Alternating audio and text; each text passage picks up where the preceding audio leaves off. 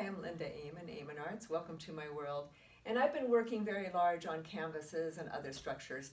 And I want to be able to work on them vertically so I can step back a lot. And I have in another video that you can see in the subscription of how the day I taped up everything with some black plastic, because when I'm ready to go, I may have a better idea, but I want to get going that day while I'm in the energy. So my husband helped me. I bought 2 shower curtains, and we took little hooks up to the top and measured so this can come up and down as I need.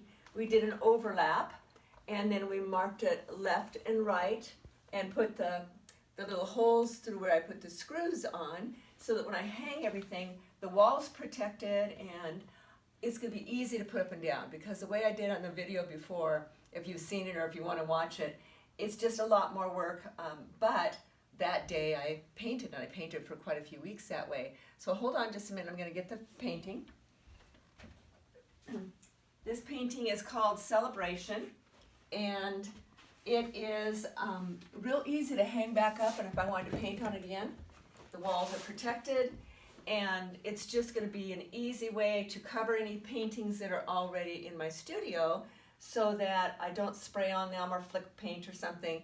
And then at the bottom I would always put some more structure down there for catching the paint that might drip on the floor and everything. But this is just going to work so much better than the way I did it before. So sometimes you work with something just to get going, and then later you go, oh, I've got a better idea, and you improve it.